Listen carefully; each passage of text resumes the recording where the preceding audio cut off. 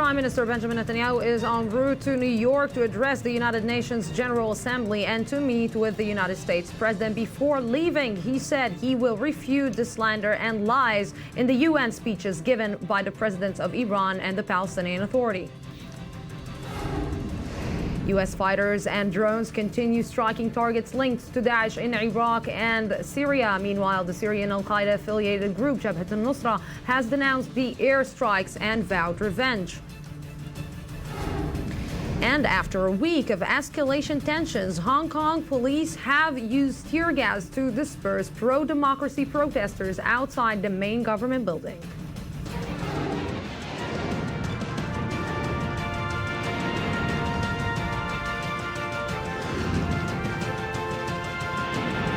The News Today with Lucy Aharish. Good evening. You're watching I-24 News. I'm Lucia Arish. Prime Minister Benjamin Netanyahu is en route to New York, where he will address the United Nations General Assembly and also meet with the United States President Barack Obama. Netanyahu vowed in his address to, quote, tell the truth in response to speeches Iranian President Hassan Rouhani and Palestinian President Mahmoud Abbas gave at the World Body. Abbas's speech, in particular, was slammed by Israel and the United States as being inflammatory and counterproductive. Closer to home, the rival Hamas and Fatah factions have agreed that the Palestinian Authority will take control of the Gaza Strip crossing points, an important development which could see the Palestinian Authority finally retake control of the Gaza Strip after 7 years of Hamas rule there. And right now with us will be tonight on the Prime Minister, in front of the Prime Minister office in Jerusalem, is Amjad Abu Araf, Daniel Khaik, and Shai Ben Ari. But before we start, let's take a look back.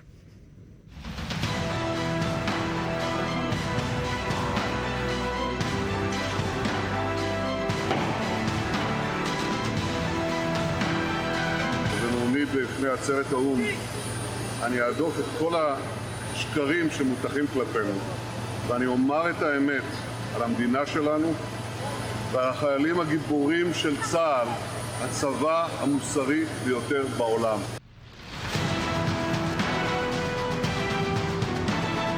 هناك احتلال يجب أن ينتهي الآن. دقت ساعة استقلال دولة فلسطين وأعتقد أنكم تستمعون لدقاتها.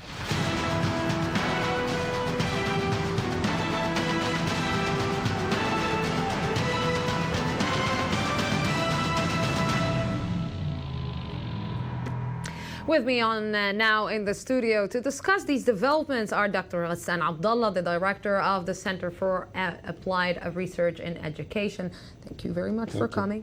And also Dani Ayalon, a former Israeli deputy foreign minister, also ambassador, and our foreign analyst. Good evening, home analyst. Thank you very much for coming. I will start with you, Dr. Ghassan Abdallah. What was President Mahmoud Abbas thinking? Thank you for this brilliant question, and let me tell you that Mahmoud Abbas did not say what he has said just from his own thinking. I think Mahmoud Abbas said what he said after full qualitative coordination, not only with the Arab world, but also in the international community. And Mahmoud Abbas said what he has said because he reached a stage or a phase where he got fed up from the running forward being done by Netanyahu. And let us take examples, for example. Did he really get the support of the Arab countries? Did Yes, he really get yes, the support yes. of He the ma- West he managed. when he knows that the West, the world actually basically at the end of the day, basically not only supported Israel in the last attack, but Yes. understood Israel why it's doing what it's Yeah. doing in the Gaza Strip. We have to differentiate. The issue is not the attack on Gaza, the war on Gaza. This was not the aim of his coordination. It is the ultimate goal of his coordination is how to end the occupation. Now, Mahmoud Abbas got fed up of the behaviors and the deeds of Netanyahu's government. Imagine during 9 months of negotiations, Netanyahu took decisions to build 8,000 units in different settlements. And these settlements are not the ones that people are talking about to keep during any political compromise. And Netanyahu's government confiscated 4,000 dunams of lands in the most important areas of Bethlehem and Hebron.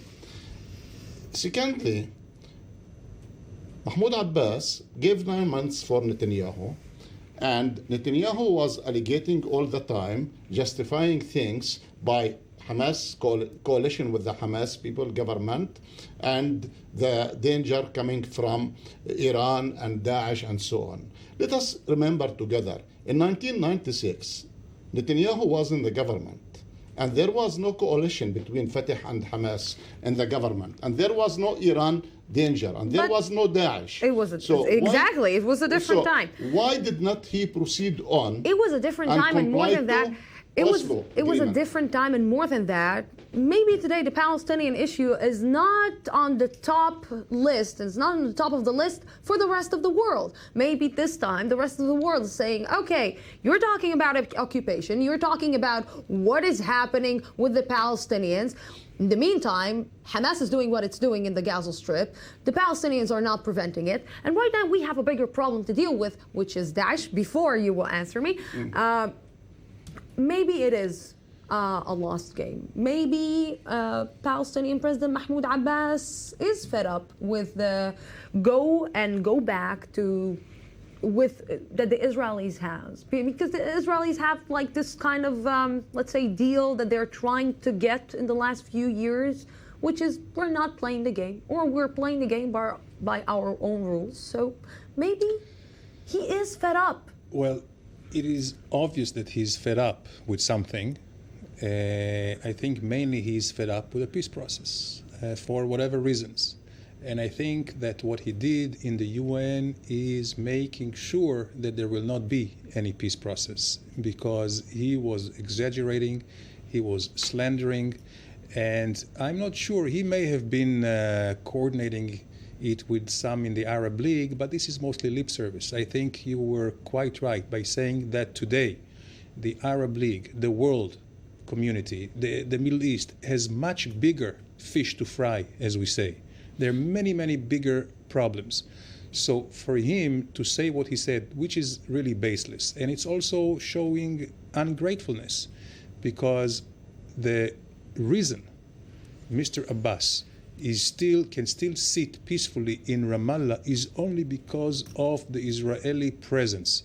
Without it, Hamas would have taken over in the West Bank, Judea and Samaria, just as they did in Gaza in 2007, in less than 7 hours.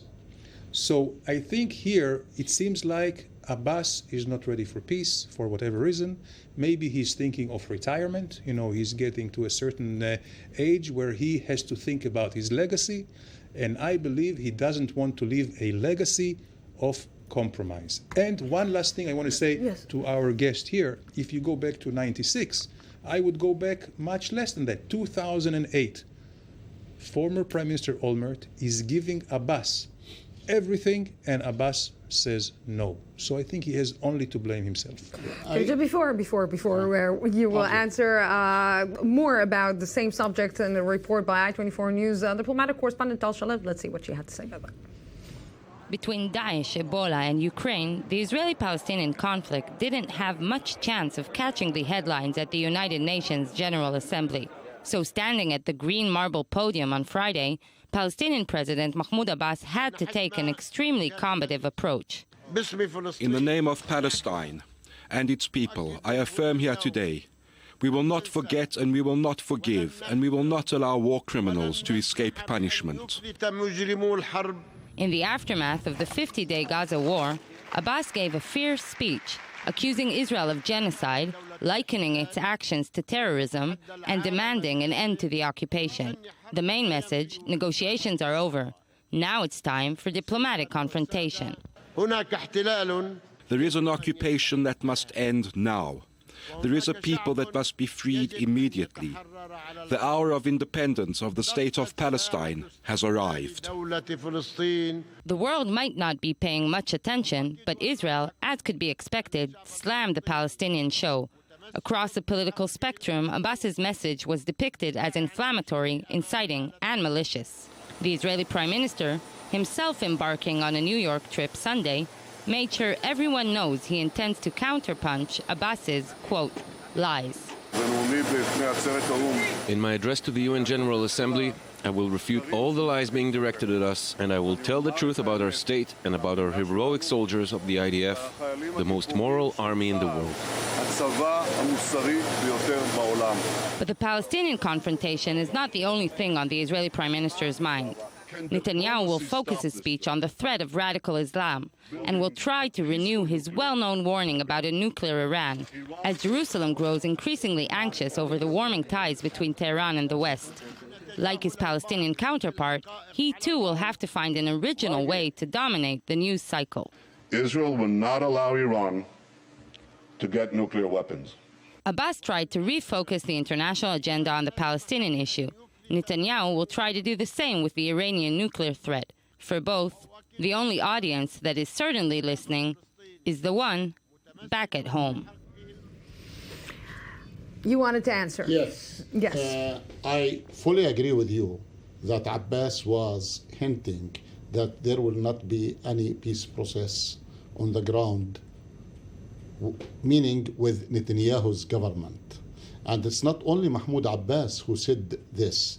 It was said by John Kerry, and it was said also by Obama in his speech in the United Nations, when he said that we have the feeling and the proof that the Israelis are shifting away from the peace process.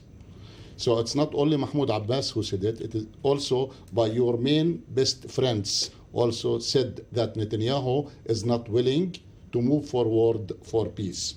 This is one thing. The second thing that I'd like to tell you, that Netanyahu can allegate whatever he wants to allegate tomorrow or after tomorrow in the United Nations. But the bitter facts on the ground, the confiscation of lands, the fattening of settlements, and the ongoing violations against the Palestinian people everywhere, not only in Gaza, even in the West Bank, even in Jerusalem, the killing of children, the kidnapping of children, and nothing has been done to stop and end such criminal events against children. A child is a child. And I think the last point that They did find the killers, and they are right now sitting in jail. No, but there are other attempts took place in East Jerusalem to kidnap children, unfortunately. Like some Palestinians are attempting to kidnap some Jewish and Israeli citizens, and we know that this is happening. Just to finish, I can understand why the majority of the Israelis and the United States are evoked by what Mahmoud Abbas has said in the United Nations. I can understand it. And the reason why they are evoked is the reason why did Mahmoud Abbas said what he has said. Mahmoud Abbas said it, I'm finishing. Mahmoud Abbas was top open, top frank, and he said what he must say. And the second reason why people were evoked is that he used certain terms in his speech that the Israelis were thinking that these terms only applicable for the Jews events that took place in the past. Okay, just before you answer, Mr. Ayalon, I just want to go in front of the Prime Minister's office in Jerusalem to our I-24 News correspondent, Shai Ben-Ari. Shai, can we say that maybe Palestinian President Mahmoud Abbas just played right into Benjamin Netanyahu's hands? Certainly is some truth in that, Lucy. You know, we had that speech made last week by President Obama at the UN on Wednesday, and he had some interesting remarks there concerning Israel, specifically some critical remarks saying that too many Israelis, were too ready to abandon the hard work needed for peace. And I think a lot of political analysts here in Israel saw those remarks directed specifically against the Prime Minister, and there was really an expectation that in his speech tomorrow, Netanyahu would have to answer that kind of criticism with a case of his own. But that speech made by the Palestinian President Abbas really played into the hands of Netanyahu, as you said, specifically the comments concerning acts of genocide supposedly committed by Israel, very inflammatory remarks that are not necessarily grounded in truth. And that will allow Netanyahu to indeed focus much of his speech on exactly that kind of rhetoric and in general the conduct of the Palestinian Authority and Hamas, and focus less on international criticism coming from all sorts of different directions, even when it comes from the American president himself. So what should we expect from Benjamin Netanyahu's speech this year? Does he have any more tricks, we can say, on his sleeves? Right, Lucy, that expectation always exists, of course, with Netanyahu. You know, he's often the star attraction, you could say, at these kinds of events. Not for a number of reasons, really. For one thing, the UN's activity is often focused disproportionately, to a certain extent, on Israel, and so many of the eyes are often focused on the Israeli leader once he comes to the podium. But Netanyahu himself has actually cultivated something of a reputation as a very charismatic speaker who often utilizes all sorts of tricks and gimmicks. In these speeches, we remember, of course, that cartoon of an Iranian nuclear bomb, as well as talk of a nuclear duck, as well as also plans for the Auschwitz extermination camp, which were once displayed by Netanyahu above the UN stage, actually to draw some sort of parallel between the Nazi extermination program and the Iranian nuclear program. And when we're talking about the kind of parallels that we may see tomorrow, I think the one that springs to mind is perhaps one that has already been drawn between Hamas and the Islamic State, or Daesh. That will not be surprising if Netanyahu takes the speech in that direction, I think, tomorrow. Yes, Shai Ben-Ari, thank you very, very much for this. You should answer. Well, of course. I think it's very clear. It is very clear that Mahmoud Abbas did play into Netanyahu's hand. I think that Netanyahu has the upper hand, the advantage of being last, so he can really refute all the lies, the libels of Abu Mazen. Now, the fact that Abu Mazen was so extreme made his words, not credible. And our friend here said that our good friends America criticized Netanyahu. No, they criticized Abu Mazen. You should see what remarks the White House and the State Department made about Netanyahu, about But you remember the debate between Netanyahu and Obama 7 months before. Of course, I remember everything. I also remember the fact that 9 months, Netanyahu agreed on a freeze of settlements for 9 months after the Bar Ilan speech. That's why he built 8,000 units? No, but during this, because he knows there is no partner. During these 9 months, Abu Mazen equivocated. He didn't come to the negotiations. At the end of the 9 months, he wanted 9 months more. So, of course, I don't know. Netanyahu couldn't agree to that. Kazan, I don't know. But where are you bringing this information? You know what? That Abu Mazen did not come to the negotiations. I know, because I was there. The Palestinians were frequent participants in the negotiations. I was there. I'm afraid, I'll tell you. It also was when Israeli Prime Minister Ehud Barak was also the defense minister. There were two major offers that were made to the Palestinians. One to Arafat in Camp David 2000, one to Abu Mazen himself in Annapolis of 2008. And in the moment of truth, they rejected it. Had they accepted it, there wouldn't be any problems now of what you call confiscation or settlements. Everything would have been clear. What is ours, what is yours. But it seems like, and this is the main problem, it seems like the Palestinian leadership, I'm not talking about the Palestinian people, the Palestinian leadership is making the same mistake. They want everything, they don't want to compromise. When you don't compromise, you don't get anything. Well, excuse me. I'd like just quickly to comment on what you mentioned about Olmert and Abu Mazen. You are sure and you know who has punctured the process. It's not Mahmoud Abbas. It is some of the Israeli players in the playground. I don't want to mention Tzipi Livni and others. Okay? Well, but this now, Mr. Netanyahu says that he's going to tell the truth in his speech. What kind of truth? He has not confiscated 4,000 dunams. He did not build 8,000 units. He did not violate the human rights of the Palestinians. No. And he did not respond to the international requests, international demands to go ahead with the peace process. What kind of truth is he going to do? The truth is very, very clear. The truth is that Hamas in Gaza was using the civil population as human shield. This is one crimes against humanity, and targeting civil population in Israel. We a are double against this. crime. We a are double against crime. this. This is why it was so surprising that Abbas, that I know was against it, all of a sudden comes like Hamas. And uses terms So- like genocide and... So he, with Mr. Abbas' exaggeration and lies, he makes no difference now between himself and Hamas, and he tells us that he doesn't want peace. I think this is like hiding the sun with your hand. You know that the ones who start the negotiations and who's running the negotiations with the Israeli governments is not the Palestinian government. It's not the Palestinian coalition government. It is the PLO.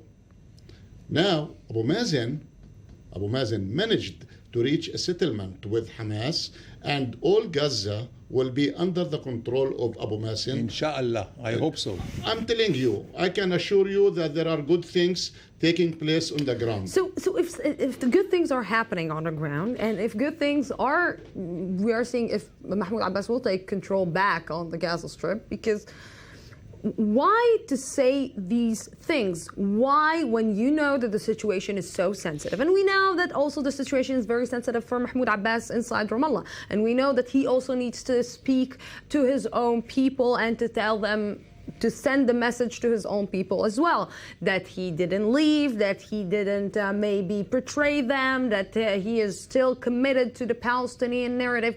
But why in the name of God to use terms and to use some phrases that you know that at the end of the day will make Benjamin Netanyahu hit you back? And we know that Benjamin Netanyahu is a master when it comes to speaking in English, when it comes to speaking to foreign press, when it comes to speaking with people. Why to play into the hands of Benjamin Netanyahu yet again? Yeah, I thank you for giving me the opportunity to respond from my academic background as a psychologist, okay? Okay. Now, I think Abbas has said what he has said, and this is the outcome of frustration. Every Palestinian, not only the leadership, every Palestinian is frustrated from the frozen peace process. You know, Mahmoud Abbas lives in Ramallah, and he is not more than 100 meters away from Beit El. The settlement is growing.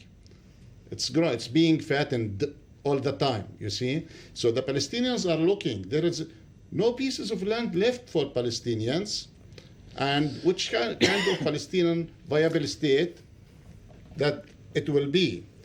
All the West Bank, you should know, and I'm sure you know, that there was 600 and still 610 military barriers in the West Bank. When you move from Ramallah to Ramallah, there are military barriers. And when Palestinians want to go and pray, practice their religion, right, you see, they are not allowed. Not only the West Bankers and the Gazans, but also the Palestinians inside East Jerusalem. And you have seen this. They are not allowed to get into Al-Aqsa to pray, you see. This is not true. They are allowed, but there is some age limit because there is violence, there is aggression. Is there an age limit for the settlers, my cousin? Well, I would say like that. The settlement issue is not the main problem. I mean the settlers who get into Al-Aqsa. I'll tell you something. No, I think that we are also against that. And by the way, there is also, you know, the true Jewish religion prohibits Jews to come to Al-Aqsa, you know that. So there are different things, but what I want to say is the settlements is not the issue. You know, we moved all the settlements from Gaza, you know, with uprooting all the people there. So if there is a real peace, with recognition, with security, with the end of claims, with the end of violence and the end of conflict, I think we would have something. But as long as Mr. Mahmoud Abbas doesn't want to give up the so-called right of return, as long as he doesn't want to give up some concessions on territory, as long as he doesn't want we have given the most. But we are accepting 22% of the Palestine, historical Palestine. But is Israel willing to go for some concessions? Is Well, Israel if really on the way to try and negotiate with the Palestinians? I can tell you that from my understanding is that... And I will tell you one more sentence, that it seems that the Israelis do understand that the Palestinian problem is not a problem anymore to the world, because the world is occupied with something else, because the world is occupied with economy, the world is occupied with Daesh, the world is occupied with Syria and with Iran. So maybe Israel is taking advantage and saying, okay, nobody cares about the Palestinian-Israeli issue, and well, Lucy, why should we? This is a good point, and it is true. Even President Obama, in his speech last week in the UN, said that all the problems are not because of the Palestinian conflict. Remember, he used to say all the time that the Palestinian conflict is the central of all the violence in the Middle East. Now they see it's not true. Even Obama says it in the UN, not just in Washington. Now, but he said that Israel will never have peace and security without assuring this for the Palestinians. I think most Israelis understand it, and it's our interest. This is what I was saying. Forget what's happening around us, Iran, Daesh, and all that. It is our interest to have peace with the Palestinians. So let's see what the Israelis had to say about that. We asked today the Israelis, how should Prime Minister Benjamin Netanyahu react to President Mahmoud Abbas' speech at the UN? Let's see. I think we should continue with our current strategy of explaining to the world that we have tried our best to get along with the Palestinians. They should pursue peace settlement. That's what we all want, so we can live in this beautiful country without worrying about wars. Netanyahu's response should be a retaliation. There is no partner for peace, and we just saw proof of this. We knew this all along. Abbas can be trusted to ensure peace. Danny, what do you expect from Benjamin Netanyahu's speech? I think now Mr. Abbas left him no choice but to really spell out the rejectionism, not just the terrorism of Hamas, but the cooperation. He will expose the cooperation between Abu Mazen and Hamas. And Hamas today is also equated to Daesh. So here Abu Mazen is making all the way now to become a Daesh. This is the first thing. The second thing would be, of course, Iran. Of course, of course. Gentlemen, thank you very much. Unfortunately, we're out of time. Maybe it's about time to start rethinking and understanding that it's more of a regional solution now than a local one. We're going out for a small break, 2-minute break, and then we will be back for the rest of the news today. Gentlemen, thank you very much. Thank you.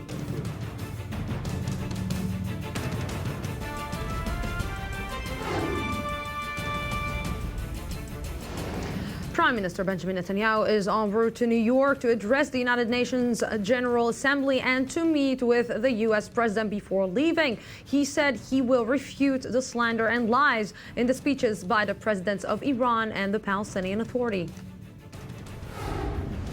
U.S. fighters and drones continue striking targets linked to Daesh in Iraq and Syria. Meanwhile, the Syrian al-Qaeda-affiliated group Jabhat al-Nusra has denounced the airstrikes and vowed revenge. And after a week of escalating tensions, Hong Kong police have used tear gas to disperse pro-democracy protesters outside the main government building.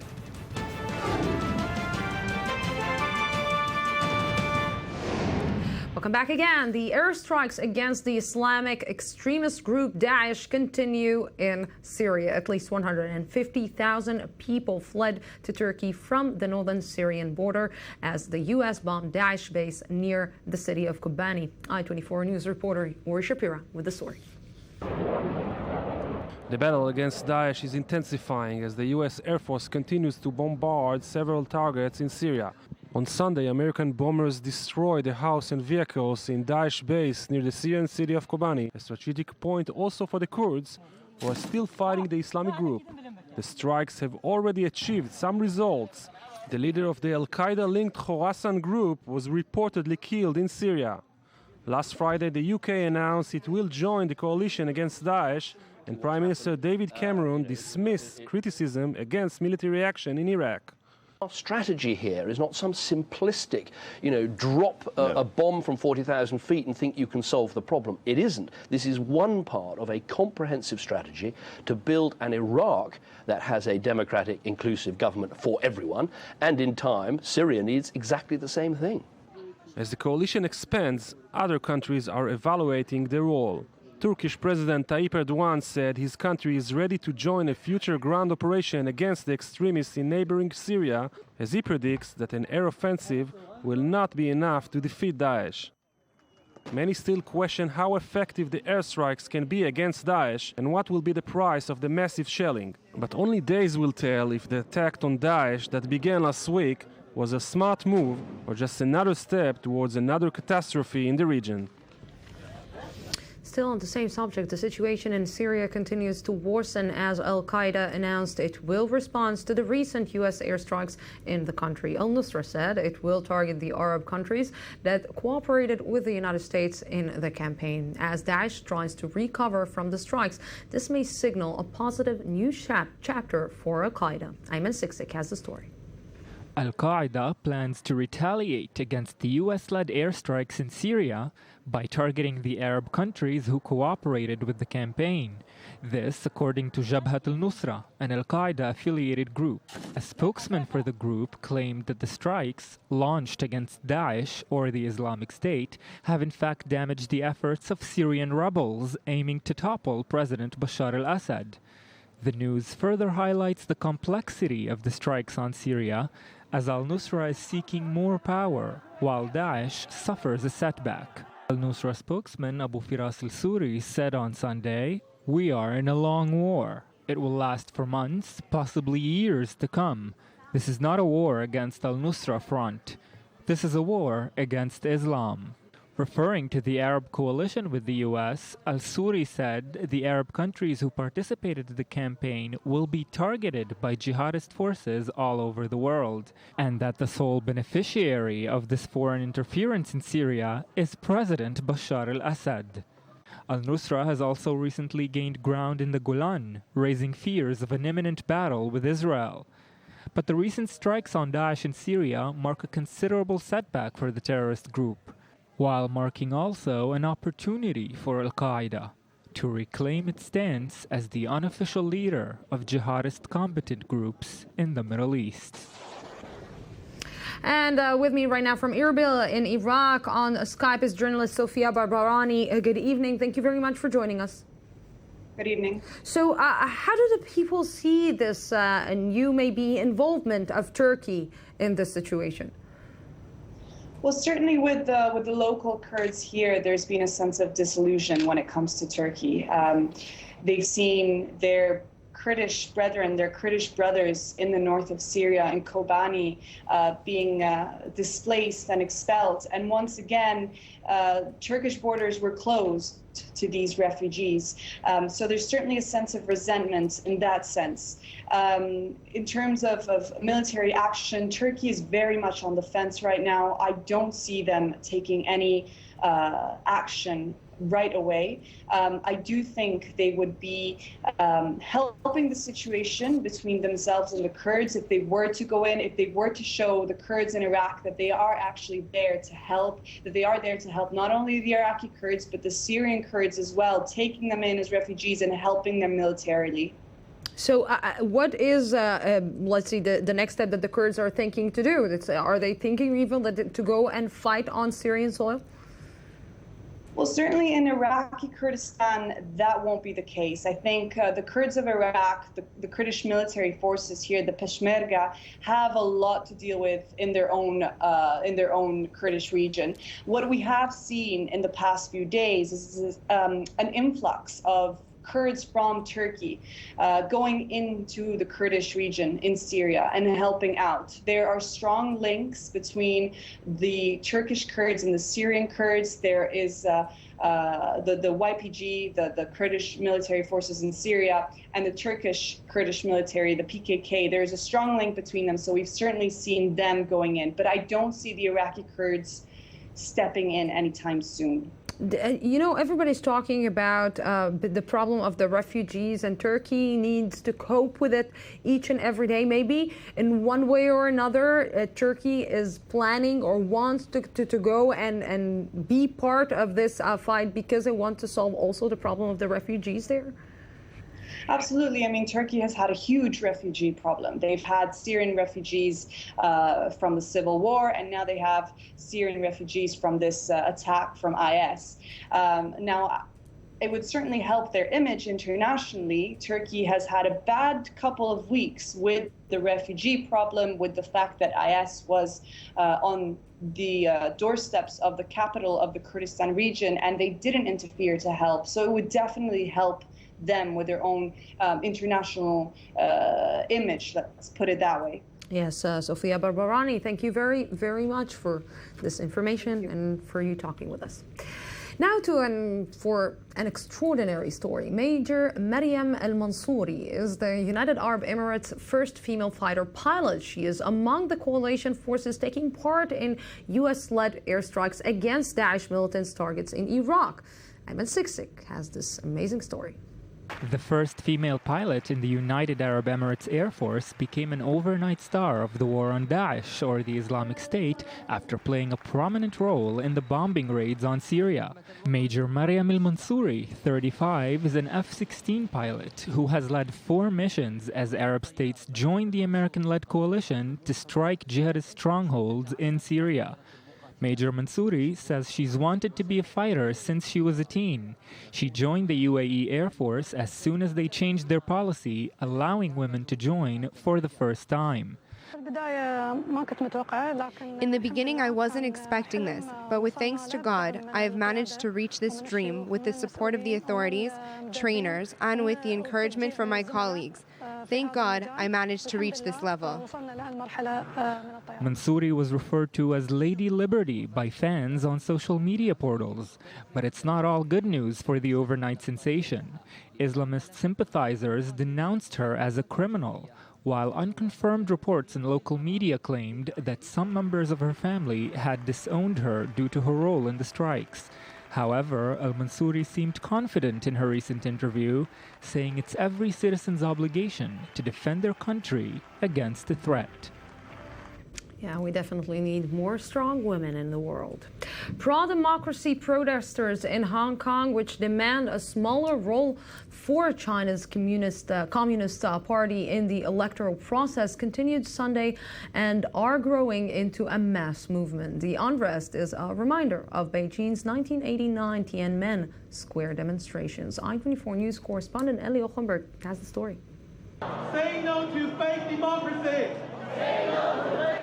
Violent clashes between Hong Kong riot police and students throughout the weekend have galvanized tens of thousands of supporters for the city's pro-democracy movement and kick-started a plan to lock down the heart of the Asian financial center. Leaders and supporters of the Occupy Central with Love and Peace organization rallied to support students who were dosed with pepper spray after they broke through police barriers and stormed the city's government headquarters. Hong Kong returned to Chinese rule in 1997 under a formula known as One Country, Two Systems that guaranteed a high degree of autonomy and freedoms not enjoyed in mainland China. Universal suffrage was set as an eventual goal. But Beijing last month rejected demands for people to freely choose the city's next leader, prompting threats from activists to shut down Central, Hong Kong's financial district. China wants to limit elections to a handful of candidates loyal to Beijing. So it's not the real democracy, and they still want to remote control Hong Kong, but at the same time they are slowly planning about the reclaiming of Hong Kong prematurely. This demonstration is one of the most tenacious acts of civil disobedience seen in post-colonial Hong Kong and was even likened to the protest that culminated in the bloody crackdown on pro-democracy students in and around Beijing's Tiananmen Square in 1989. But as for now, police arrested more than 60 people, and the tensions seems to only be rising. We're going to Russia. Russian Foreign Minister Sergei Lavrov said today his country is interested in normalization with the United States after the relations between the two countries ran aground recently due to the crisis in Ukraine and disagreements regarding the situation in Syria and Iraq. However, Lavrov accused the Obama administration on the deteriorating in the situation. I-24 News reporter Ori Shapiro on the shaky relationship of the two world powers. 5 years after former Secretary of State Hillary Clinton gave a reset button to her Russian counterpart Sergei Lavrov to express her desire to open a new chapter in relations between the two countries, Lavrov is now asking for a new reset. We are absolutely interested in normalizing our relations, but it wasn't us who destroyed them. And now there needs to probably be I don't know whether Americans could call it reset. This may be the worst crisis between Moscow and Washington since the end of the Cold War. Many point to Russian involvement in the Ukrainian crisis and the American and European sanctions on Russia as a main trigger to the deterioration. But apparently the rift goes much deeper. Yesterday, Lavrov chided the US for joining too late to the battle against terrorist groups in Iraq and Syria, while Russia, as Lavrov put it, recognized the threat immediately. We warned against the temptation to make allies with almost anybody who proclaimed himself as an enemy of Bashar al-Assad, be it Al-Qaeda, Al-Nusra Front, and others seeking the change of regime, including Daesh, which today is the focus of our attention.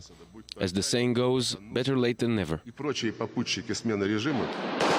The dispute in Ukraine is far from being resolved after numerous ceasefires were repeatedly broken. However, some attempts to ease the tension between Moscow and Kiev have recently been made.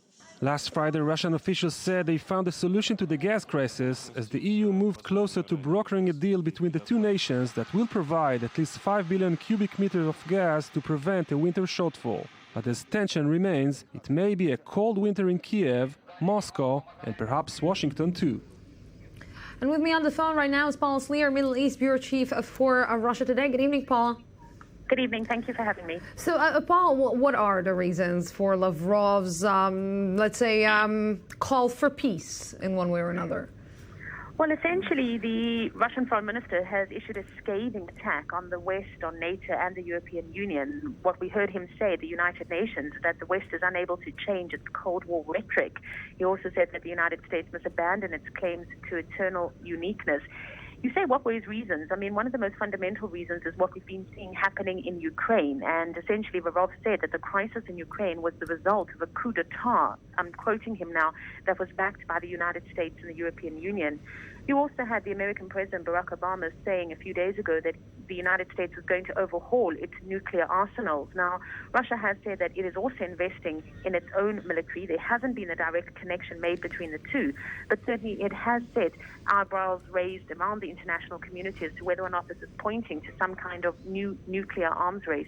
So are we talking about maybe really the sanctions really harmed Russian economy, that this was a cry for help in one way or another?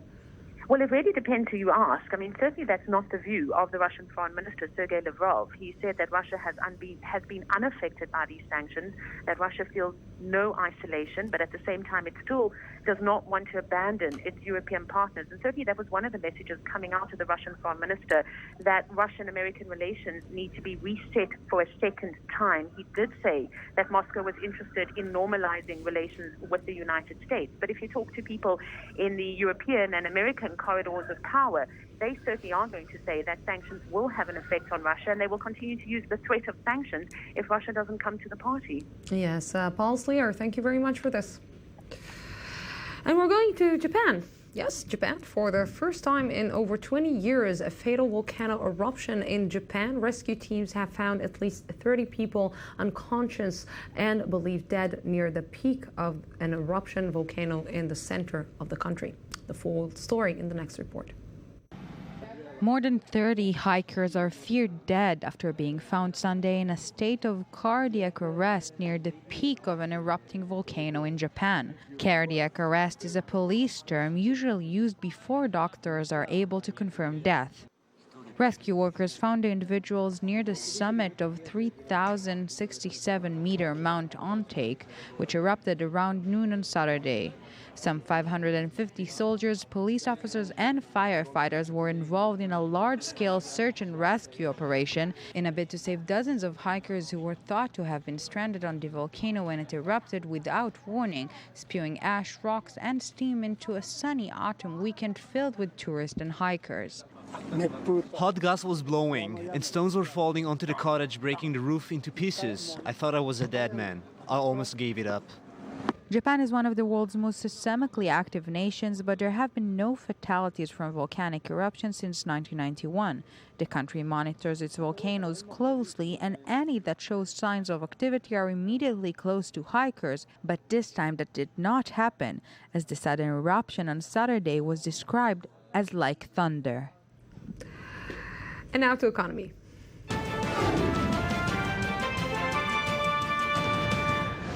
And with me in the studio is Niamh Ellis, business correspondent at the Jerusalem Post. Good evening. Thank you very much for coming. Thanks for having me back. So Yair Lapid is passing the new Israeli budget. What is going to be new, or is it already old news? Because we talked about it so much in Israeli media. We definitely talk about it to death, but there's definitely news here, is that he's basically going against the advice of the economic advisors of the government. For a long time, Bank of Israel Governor Karnit Flug has been saying, don't raise the deficit, don't raise the deficit. This is not a good thing to do. Maximum, if you have a one-time thing because of the costs of the summer war with Hamas, raise it to 3%. So now the details have come out and they've raised it to 3.4%, which just sounds like a little bit, but you have to think of it like credit card spending. At a certain point, if you keep overspending, your credit card company is going to lower your credit score. Which means that in one way or another, it can lead to new elections, because maybe the budget won't pass next year. In 2015, Israel may face a lot of big problems in economy. So it looks like they've gotten over the big hump in terms of the coalition crisis, but one of the things that's interesting is that one of the big problems was defense spending, that the defense minister came and said, I want 20 billion more shekels, 9 billion in 2014 and another 11 billion in 2015. And basically he got 7 billion in this year and about half of what he wanted, 6 billion for next year. So that's pretty good. That's a huge increase. That's a 20% increase next year. That's a really significant jump. And yet they're still saying in the defense ministry, this isn't enough, and we're going to maybe not be able to keep the army running. In this battle between the defense ministry and the finance ministry, who's winning? So at the end of the Usually day, it should be the finance ministry. You'd think so, but one of the interesting things is that the finance ministry does not have the same sort of authority over the defense ministry budget as it does over every other budget in the country.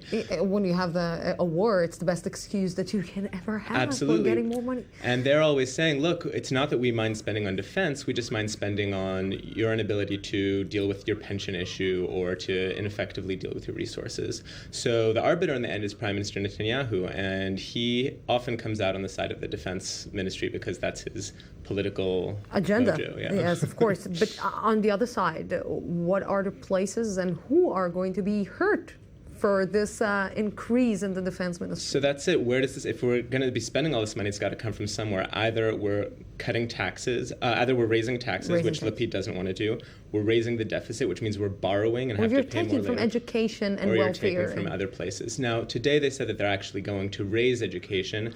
The problem is that none of the numbers seem to add up. We still don't have the details. They keep saying we're adding to this, we're not taxing more, we're adding to that, and we're raising the deficit only to a point, and it's still not clear what where they're taking it from. And those are the details that are going to come out in the next couple of days, and I think there's going to be a big political battle over it.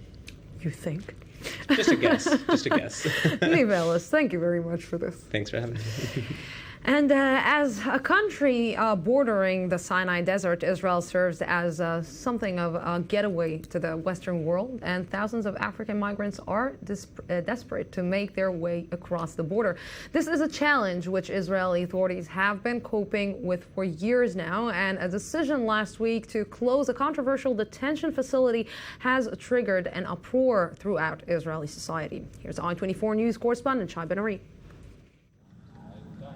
90 days. That is the period of time set by Israel's Supreme Court last week for the closure of the Holot Detention Center, a facility built to encourage the voluntary departure of migrants and asylum seekers who have made their way to Israel, primarily from Sudan and Eritrea. The Holot facility is located in Israel's southern Negev region near the border with Egypt, an isolated outpost hours away from any major population center. The facility here at Holot is considered an open one. Detainees are allowed to exit the gates, but are required to sign in 3 times a day. That leaves them basically no time to find work or even to get to one of the major Israeli cities, A lot of them actually spend their time here on the park benches, which are just outside the gates, idling the hours away with nothing better to do. In the ruling given by the court, it was decreed that conditions at Halot represented a, quote, unbearable violation of the basic rights of detainees, first and foremost, the right to freedom and the right to dignity. It looked through the law, it realized that we are not talking about an open facility, and not even close to that. And the combination of different factors that were in the law made the law completely unconstitutional, and therefore it was struck down by the Supreme Court. The court also decided that a policy of imprisoning migrants and asylum seekers for a year without trial was also illegal. The decision has sparked backlash from the political echelon, with outgoing Interior Minister Gideon Sa'ar going so far as to call it a threat to Israel's status as a Jewish and democratic state. Many migrants and asylum seekers have made their homes in Tel Aviv's southern neighborhoods, where a rapid influx of foreigners over the past few years has given rise to tensions with local residents. However, among detainees, there was relief following the decision. It shouldn't surprise us because this is a normal, normal should happen. And I think this is just regain and makes us regain the trust or trust the Israeli judiciary system. Of course, we're going to go back to our home countries. We just seek protection and safety for certain time. Following the construction of a fence along Israel's border with Egypt, the flow of migrants and asylum seekers from Africa has largely been stopped. The question now is what will be done with those who are already here, almost 50,000 of them. The court ruling noted that a change of circumstances requires a rethink and offers an opportunity to devise a comprehensive solution. Many are hoping that the closing of Halot may indeed be a first step in that direction. Yes, Israel is not only Palestinian-Israeli conflict. More than that, much more. And now to sports.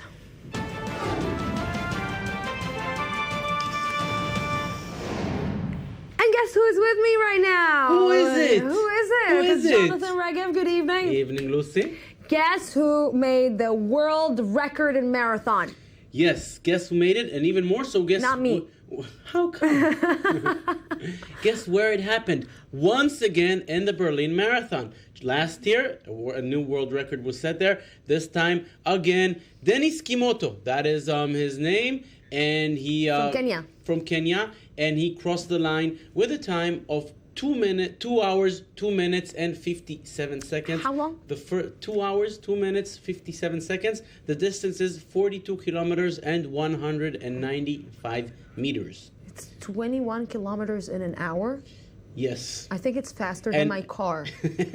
and you keep doing that for 2 hours constantly. That is why he set a new world record. He didn't stop for a coffee or something. No. You drink along the way. Okay. And so the Berlin Marathon obviously is now considered the fastest in the world. If you break a world record year after year, obviously that would be the fastest track, the fastest marathon in the world. Denis Kimoto, he did it. He now is the new world record holder in the men's marathon. Beautiful. Beautiful, amazing, really applauds. Yeah, 2 hours, 2 minutes, 57 seconds. I would have done it with 56. Yes, of course. That's the time it would take me to do 2.5 kilometers, perhaps. Okay, so let's go to rugby. Why are we talking about rugby? Because of the All Blacks. We see them here winning in Argentina. I hate it when Argentina loses, but still, New Zealand is the driving force in world rugby. The All Blacks, as they're known, as they won the rugby championship, not the world championship. The rugby championship was known until recently as the Tri-Nations. Mm-hmm. It changed the names because it doesn't. The tournament is no longer 3 nations, but 4 nations. Once Argentina joined. There's still 1 game left, but New Zealand are so good that even with a game left, they already secured this championship, which is their 3rd straight. It's going to be very interesting to see how everything develops next year in the World Championship of Rugby that will take place in England. Looking at the All Blacks now, New Zealand is by far the strongest team in the world. Yes, even stronger than the Springboks from South Africa and the Wallabies from Australia. It's a very violent game. It's a violent game played by they call it a violent game played by gentlemen. There's no all the tackles are within the game. It's not as nasty as football, soccer, as the Americans call it. It's played by gentlemen. So yes, it's very. I wouldn't say violent. I would say physical. Physical, not violent. Okay. You don't trust me, do you? No, I don't. Let's go to Switzerland with crazy crossover competition. Freestyle crossover competition. Yes. I love it because the people are crazy. They fulfill mankind's oldest dream, which is flying. We want to be like the birds. So here is Superman. Look at what he does. He just flies high, beautiful. Aww. And he wasn't even the winner. The winner is the next guy we're going to see. His name is Javier Pasatone from Spain. Look at what he does. That's in the dirt competition. The winner is decided by the audience. They decide whoever they think is the best. They give him the loudest claps, and this guy they clapped really hard for this guy. It just when he just gets on the ground, it doesn't hurt him. No. No. Or after that, he goes back home and says, but I was really brave out there. Oh my God. Ouch. I was very brave out there. Yeah. Yes. Jonathan Reagan, thank you very much. Thank you. I can do all of this. Of course you can. Of course right I after can. the show, we're going to film it and show it tomorrow. Of course. Jonathan Reagan, thank you. Thank you. 2 minutes, and I'll be back.